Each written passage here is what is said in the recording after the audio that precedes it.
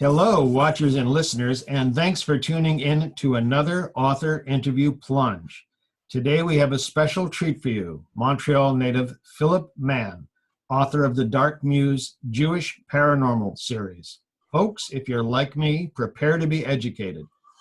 I'm not sure if Jewish Paranormal puts Philip in the leagues of Chaim Potok or Isaac Bashevis Singer, and it definitely puts him somewhere near Robert Bloch and Joel Eisenberg. Philip told me he was born in the Galileo quadrant, north-northeast sector of the Andromeda strain. He currently has 3 books out in his series, Dark MUSE, The Gatekeeper, and First of the Fallen. The next book in the series, In Plain Sight, is due in November 2018. Preparing for our interview, Philip wrote, Dark MUSE is a banner being raised. In many presentations in the popular media, Jewish life is caricatured or watered down. In The Stand, there is a girl with the last name Goldsmith, and some call that an inclusive act by King. But it stopped with the name. There was nothing Jewish about her. It was the melting pot in action. Religion today is generally derided or downplayed, and Jewish life is limited to the Orthodox, who are often also portrayed as two-dimensional, if even that I wanted to change it. At one point, when I was still putting the book together, I asked online if anybody knew of a classic magical substance. I got a few answers, such as mushrooms, moss, whatnot. Then I changed my mind. All the sources would be from Jewish tradition and from the Torah. No borrowing. No George R.R. Martin style of taking all sorts of legends and putting them in a stew.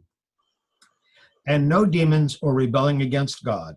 All the characters, even the anti-heroine, swear allegiance to him, for better or for worse. Folks, sit back, enjoy, and please welcome Philip Mann. Philip, thank you so much for taking the time to talk with me today. I truly appreciate it. My pleasure. I hope you're doing well. Yeah, pretty good, pretty good. Okay. And I am very serious. I'm looking forward to being educated. I confess ignorance about Jewish paranormal, so this is going to be great. Okay. Shall we get into it, sir? Yes. Very good. All right, let's start small and work our way up. When I think of paranormal, I generally think of Bram Stoker, Shirley Jackson, some of Bashevis Singer's work, and some Stephen King. 3 of those 4 are generally classified as horror. What is paranormal, and how does it differ from fantasy, horror, and the like? For my mind, fantasy is everything's made up. The hero or heroine, the challenge that they have to face, the place they live, it's all made up. It's all foreign territory. Horror sort of puts an emphasis on blood and guts and people exploding, like John Carpenter's The Thing. Okay, it's interesting to watch after you have a full meal, by the way. But paranormal for me is like a mix. The challenge comes in your house, in your city, like The Stand. Okay, I still want to. I once read some King said he likes it. People tell him it's their favorite book, but he's written so much since then that they haven't noticed anything, you know. But Stand is like devil's lieutenant come to visit Earth after an apocalypse. Okay, the people are real. Even this shadowy bad guys is more or less real. So that's a paranormal for me. Okay. When I think of Jewish paranormal, the first thing that comes to mind is Judah Loe ben Bazalel and the Golem, and I hope I pronounced that correctly. Loe. Loe, thank you. Okay. What is Jewish paranormal, and how far off am I? Is Jewish paranormal the Golem legend? It barely exists. I found to my dismay that Jewish paranormal barely even exists. The Golem is set to dispute whether or not it actually was made. Like a man made out of clay, okay, when imbued with God's name. Dybbuk is basically a demon of some sort. But as a literature form, you don't hear of it that much. And so I was sort of, my story basically, I shoehorned the story to fit around the facts in the case. And it didn't even start off as a Jewish story at all. But as time went on, somebody told me, I had 2 points of view. a Jewish friend who said, don't put religion in, don't put religion in this at all. And somebody else who's, what do you call an atheist Catholic, said, put it in, that's your take, that's your angle. So it went on from there, and we get more and more pronounced. And Jewish, for people's information, my editor is an old Irish lady, Irish Huguenot, okay? Knows precisely nothing about Jewish life, but she was able to follow it. And that meant don't bang people over the head with things. Don't tell them all the details of prayers and everything. Enough to keep it interesting, but also, like, there's a Hasidic rabbi there. And also, there are people there who, in the middle somewhere, you got what you would call spiritual, or trying to shrug it off, like most people, Mm-hmm. That's a Jewish content to it. And there is some free will is a big part in it. Okay, that's a big part of what in fact, like the muse, she only leads where you want to leads where you want to go. So she doesn't push you anywhere. She doesn't make you dance on your head or anything. Where you want to go, that's fine. If you want to end it all, that's fine too. Okay. I did notice that reading through some of your material that one of your muses, Vi, I believe it is, let somebody walk out into ice and drown. So I was... Paved the way. She paved the way also. That's their major conflict. What makes something Jewish paranormal as opposed to Christian, Buddhist, Muslim, Hindu paranormal, or anything else? Part of your introduction had it. In Jewish life, there's no rebellion against God. Satan is basically is God's roving sting operation. Okay, he doesn't do it. It has no power to create, no power to and even to destroy. He can't do that either. It's basically says, look what they're doing. Is that terrible? No, God's supposed to look in like in the Spanish strain, No, but God doesn't play that. I make it that. The intro to my book is a blessing we say every day. It's actually a quote from Isaiah. I created, I forget the exact terminology. Oh, you have it. I create the dark and form the light.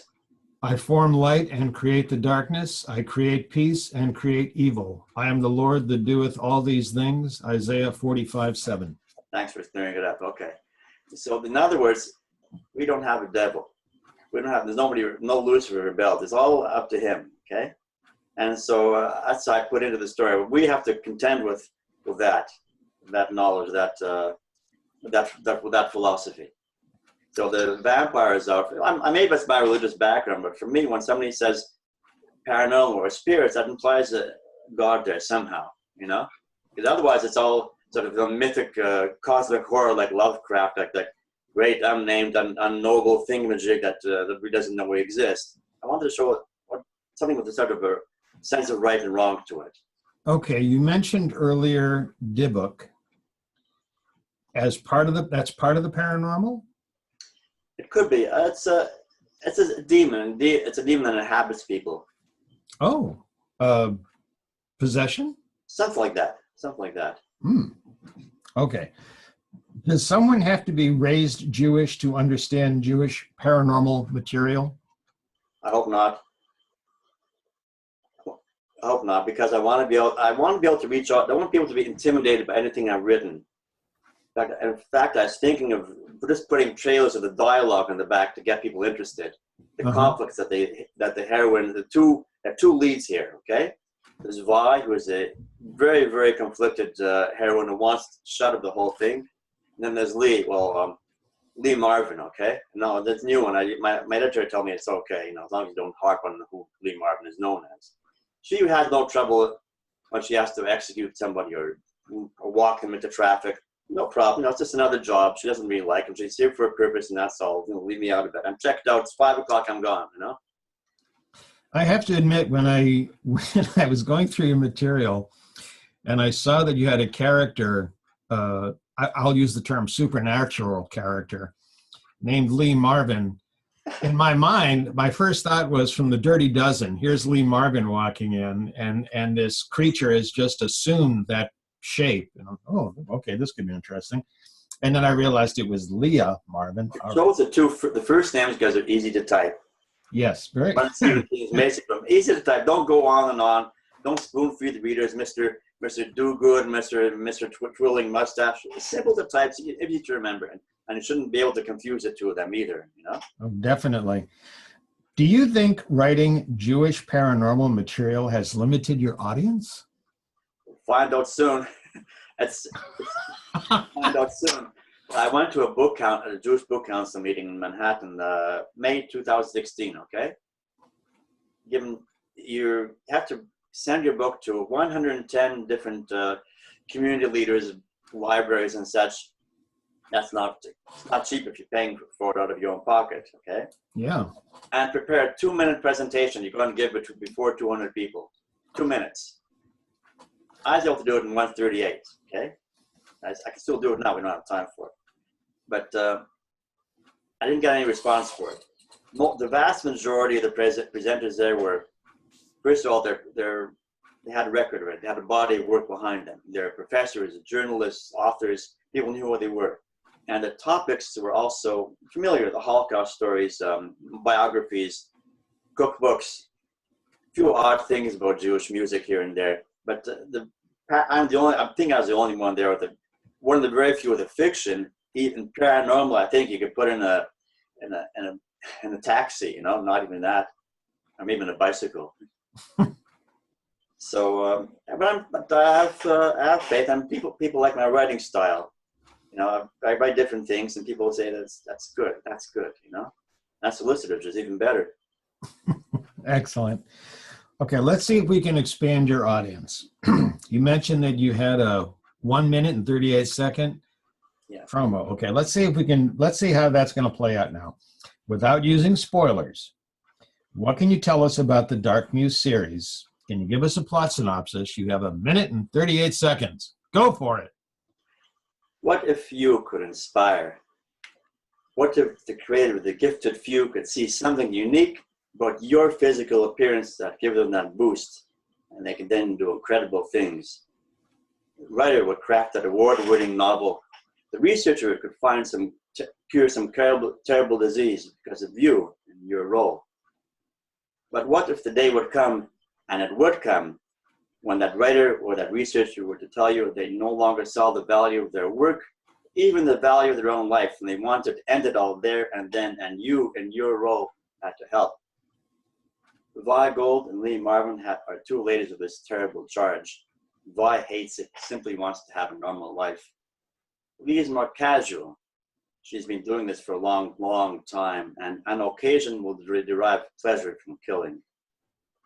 This is not a story about God from Hallmark greetings or angels who escort you to heaven. This is about harsh deals, unanswered questions, also about finding happiness in this life.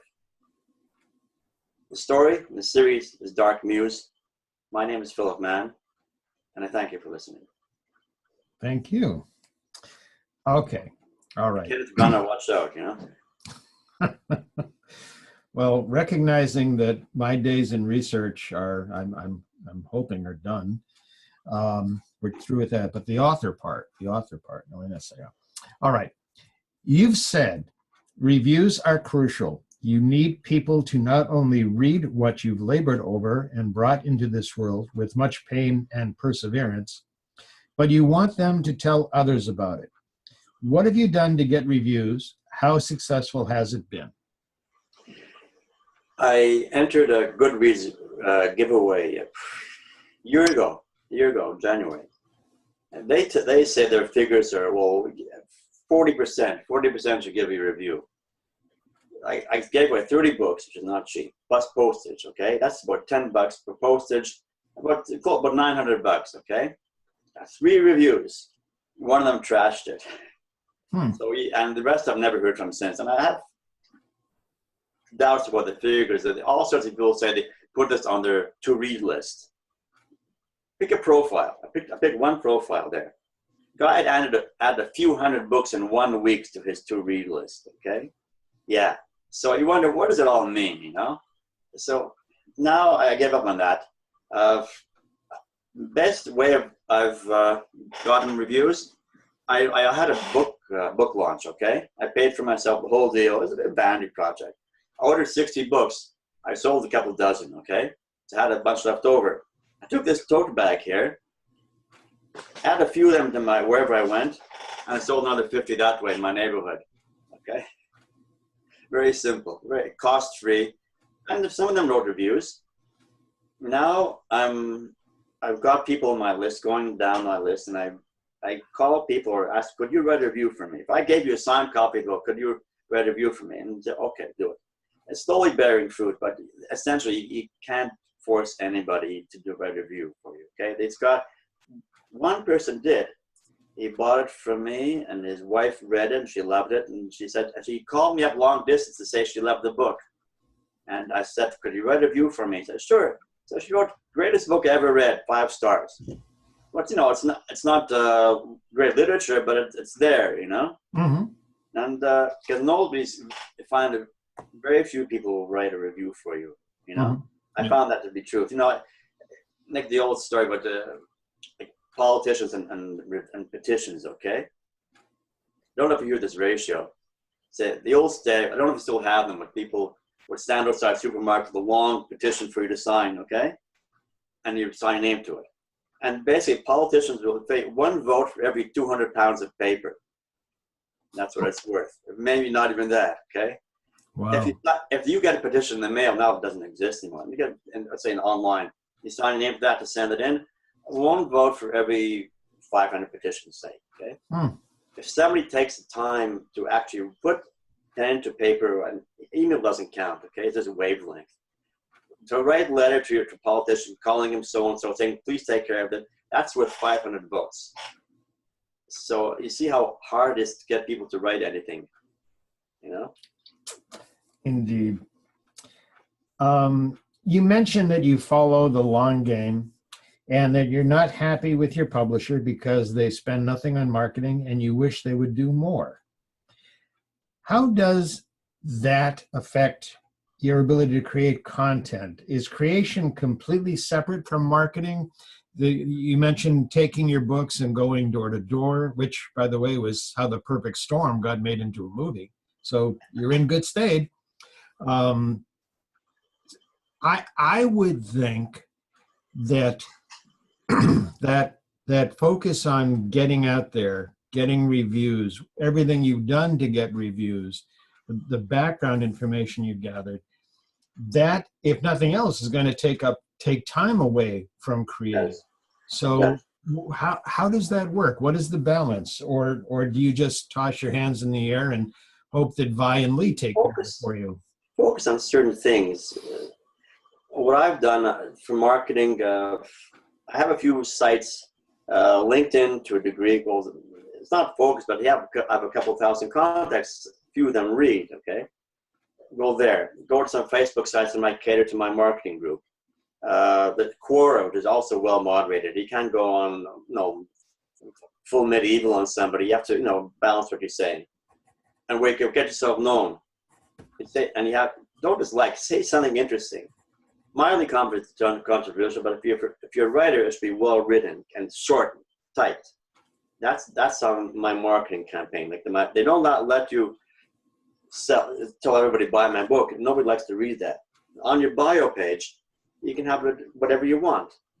I've written this and this and this, and hopefully when new people see what you're writing, they go there and say, not bad. Let's see what else he's got to say. But that's the long game. That's the long game. My editor, he has given me good advice. He said, introduce yourself as a writer. Tell people, it's like a columnist. If you have a columnist you'd like to read, or somebody in radio you'd like to hear, and you hear they're putting out a book, there's a pretty good chance you buy their book, And so that's a tack I'm taking. In fact, actually get into a magazine sometimes would be fantastic, But, of course, they might have to fold afterwards. You have written, or I should say, in your writing, you're sparing in your physical descriptions, and you have written that the writer should get on with the story, let the reader fill in the details. How much description is enough, and how much is too much? if it's important. Again, I described the the lead lady in the story. It's long black hair first, okay? Later, next chapter, I describe her rising to her full 6 feet. It's another description. And then later described as gorgeous, okay? That's about it. That's about it. As necessary. I described the guy who meets and eventually marries her. His cow is about 5'8", 180 pounds, bald, like me, okay? I was going against type because usually the guys rock beard, abs, and all that. No, he looks like an ordinary schlub, you know, and no man, every man, you know. Somebody once asked, who do you want to act you in the movie? Said Ian Holm, maybe 40 years ago. He looks like every man, okay?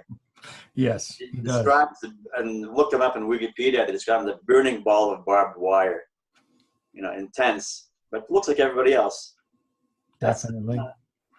That's okay. my too much. I was reading a review. This is a self-published book. Okay, there's a woman in some fantasy story. It's actually, I put my strawberry blonde hair into my denim jacket, and I thought nobody talks about themselves that way. It's way too much, and let the audience figure it out. If you have to, let's do it gradually. Don't dump it all at once. It's not you're not appearing before customs where you have to show your photo. No, just enough to get by. Get on with the story. Okay. You've got a bunch of books behind you. Who are your favorite authors? You mentioned during our previous conversations that you like some crime novels, and Lee Child and John Sandford impressed you. So, yeah. Who are your favorite authors? Who impresses you? I read some of Stephen King's book. At least we used to read a lot more of him, because he had a line in The Firestarter where he's the man, his daughter, his Firestarter daughter, running from the CIA. He loves the CIA, gosh. And they go to somebody's house, a farmer's house, and he shelters them for a bit. And the CIA comes after them, guns blazing. And the farmer says, "You can't come in here. There's no Gestapo. You need papers." For me, he described a character in one sentence. That is fantastic, you know, fantastic. And then even when in the stand, he talked about Randall Flagg. The very beginning, he says you pass by him and you feel a chill, and thought, wow, yeah, it's great. Later on, I thought he spoiled it because it's talking like a high school kid. I didn't like it, but it had mystery about him. It was beautiful. Okay, excellent. As I mentioned, Sanford, he has a dark sense of humor about him sometimes. One of the books I have here, they're looking for some bunch of like a Manson cult or whatever. The story leads them to some campground. And the campground is a dump. The guy's an incompetent and a slob. He can't get his butt out of the bed unless unless it's on fire. So they go looking in his room. They find something there. What is it? It's a body. It's his own mother's body wrapped up in carpet. Why? Well, nothing, and all attached, but he's just too lazy to bury her. So he left her upstairs, and the government checks are good too, you know? I thought it was a very grim sense of humor, but anyway, it made me laugh. Okay, good enough. You have the bookshelf behind you. What is on your bookshelf currently? Well, always my favorite. Montreal Canadiens cap. Atlas of Experience. I bought this. We used to go to New Hampshire for a summer vacation, and they had a book fair. Used books, the kinds that are usually one step away from the landfill. And this book talks about life as a geography. It's a geography class. Isle of pleasure, isle of forgetfulness, and one island there is you can't find on the chart. It's there, but it doesn't exist on the map. It's a cute sort of thing. I like oddball books. That sounds like a fascinating book. Yeah. So The Atlas of Experience is one of your favorite books. What does that say about you? I don't like being predictable. I like odd things. I like even like this story. Look, I have from what I've said so far, I'm an orthodox person, okay? But the stuff I read is a story I once read, a science fiction short story called Man Out of Time. And I'm looking for years to find out who wrote it because I forgot it. The book accidentally got tossed out. And it starts off with looks a letter, a Dunning letter, addressed to superintendent such and such galaxy, such and such quadrant, way in the future or past, you don't know. And the guys, he says, he's created what this is. He's telling the superintendent that work is being completed according to contract. In fact, I even added in a little extra for you might like, and ready for payment. And here's my bill. He sent a letter to a superintendent of a galaxy, what the guys have a quadrant of the universe. What this guy's done, this guy's a contractor. He's constructed a galaxy, and he's waiting to be paid by the superintendent of that part of the universe. So for me, of course, it's pure heresy, but I thought the kick out of reading it, you know. And then it goes back and forth, increasingly hostile. And the guy says, "We understand. We'll inspect it when we're ready. And then you'll be paid." And it gets more and more tense. And what the guy's done, he's created a time warp in this section of the galaxy. Okay. And what happens is that the time warp is somewhere in Manhattan. So some poor schmo goes out of his house, and some morning he finds himself fending off cavemen. I thought it was a fantastic story, you know. That's my taste. That's my taste. Okay, so your books basically say that you are an oddball person and you like the oddball. You like the bizarre. Yeah. Okay, so I'll take that as perhaps a reason that you've chosen to start your authoring career with Jewish Paranormal. Because you mentioned that you'd only been writing for what, 5-10 years now? I like reading. But I started writing. Even when I was a kid, I liked writing, write very concisely, okay? And I started writing letters to the editor, the sports editor, and people said, "No, you write pretty well." So I figured a bit more. Then I started writing short stories online, including the first chapter to Dark MUSE. People liked it. But I also told myself I wanted to write a book somehow, but if you read the first chapter of the story, it's very complicated. It's not a simple story. And so it intimidated me. I didn't know what to do with it. Finally, after 3 years, I told myself, "Phil, this is your book. If you don't do this, you're not going to do anything." So I started writing it, filled it in, hired an editor. She chickened out on me after a couple of years. She has MS and various other issues. But then I had the editor I have now, Marjorie Corton. Experience. For anybody who's looking to hire editors, he wants somebody who's written and been published in the official press, not a self-published author, somebody who's passed the bar. And she's talked to court, she's edited the whole gamut. And she liked the intro to the book, and I hired her as my editor. I shouldn't say this, but I didn't hire her first because I was worried she'd die halfway through the project. But she's still around, and nobody's listening, but actually you are listening, but sometimes I don't hear from her for a while. I Google her, see if she shows up in the obits. So far, so good. All right. Okay. If you could change one thing in the world to make it a better place, aside from having a long-lived editor, what would it be? The internet. I'm not sure if it's been the best thing or the worst thing for us. You can disseminate hatred so quickly now. And it's like Gresham's law, bad money drives out good. The internet drives out bad information, drives out good information. It's done an awful lot of damage to us, I think. Never mind the job changes, you know, as various people have found out. But you can spread all sorts of vicious things about people, and then they say, "Well, go get back your information." Your reputation is gone, you know. All sorts of things can be said so quickly. We're stuck with it. You can't put the toothpaste back in the tube, but it's a major change to civilization into normal societies. Okay. If you could have lunch with anyone from history, who would it be and why? Oh, this is going to be a bit obscure, okay? There's a Jewish philosopher named Nachmanides, okay?